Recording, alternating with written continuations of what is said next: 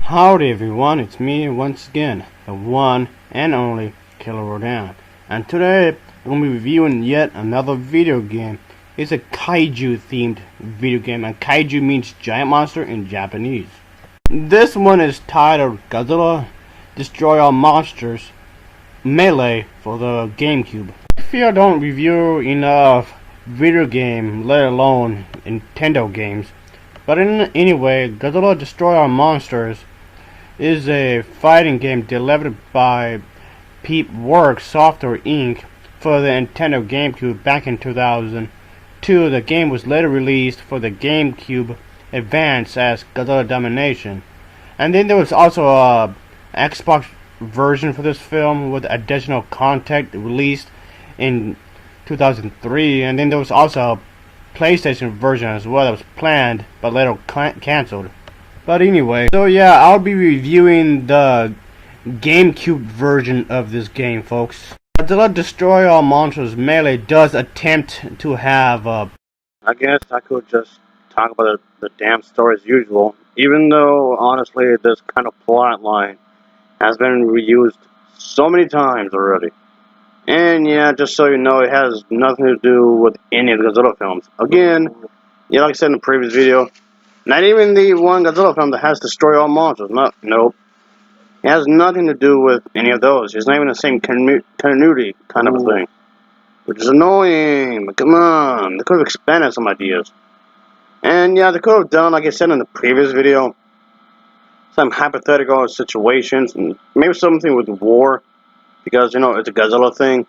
Like, maybe, what if the war went to another way? And maybe something to do with Mongolia.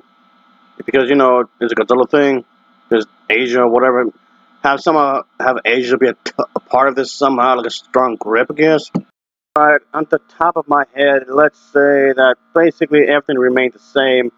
World War II just ended the way it did, but things got even crazier when the Cold War got around. It got even more heated up than ever did before.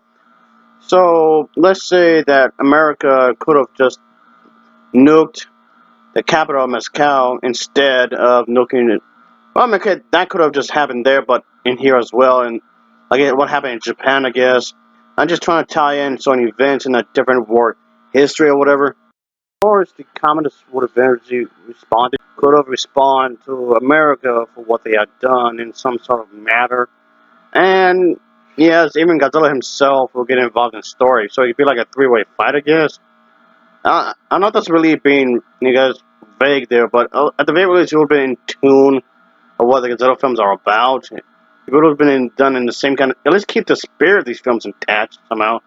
That's kind of what the game's trying to do anyway, I guess, with the movies or whatever. But still, anyway. Aliens involved in the story, and they do want to take over the world. Of course!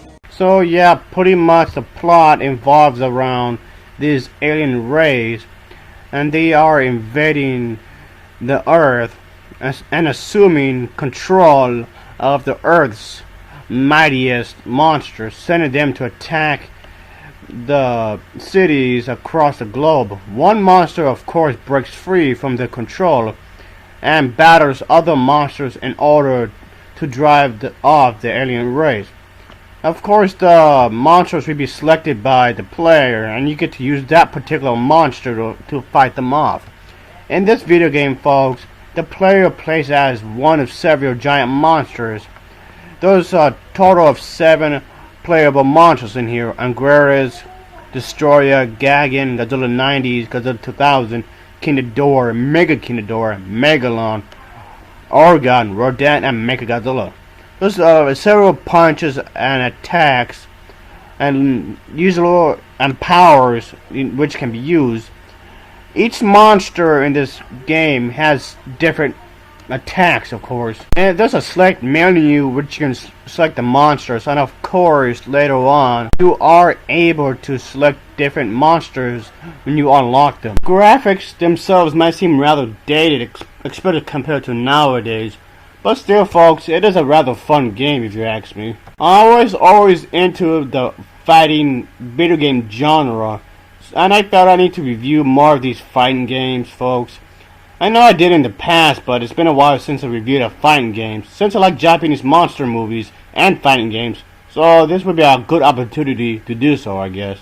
There are several modes in this game, folks. One of my favorite modes of this game is the one called Destruction Mode, and it's a really fun game to play. And there's also a destruction mode for 2 players. The more you rank up, the more you have. Obviously, there are aliens in this game, which I thought was cool.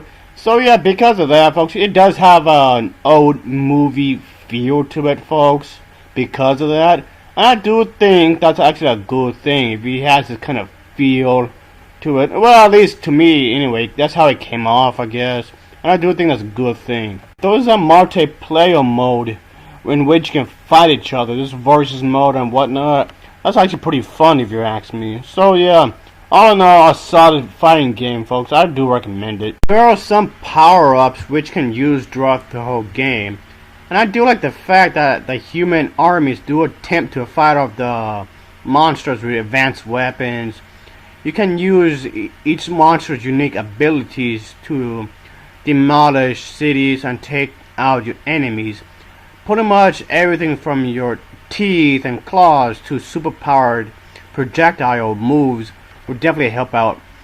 There's also some realistic physics in this game, folks. And the destruction stuff is pretty realistic for what it is for this kind of game. And there is also a huge sense of scale that's pretty cool, folks. It makes you feel like you're actually playing a giant monster, which of course is a cool thing. Every monster has their own unique power-ups, of course. In some ways, I do wish that this game could have had more of a plot, more of a story. That would have been cool. If there's anybody telling me that I'm expecting too much, they can't just fuck off if you ask me. Video games like the Mass Effect series have proved that video games themselves can actually have a very good story, likable characters, and video games can be a work of art. Maybe they could have had Godzilla or whatever monster you select could have been fighting a giant alien thing at the end. Or maybe there's some secret code that the human characters could have been trying to decode. Or perhaps could have like a female alien that turned good at the end and wants to pretty much help out the monsters to defeat the evil alien. And maybe that's part of this galaxy system that she came from, I guess. Well, at least they didn't do anything stupid like those programs on the History Channel. Well, anyway, the final boss is Mechagodzilla, which makes sense since Mechagodzilla proved to be one of Godzilla's toughest opponents.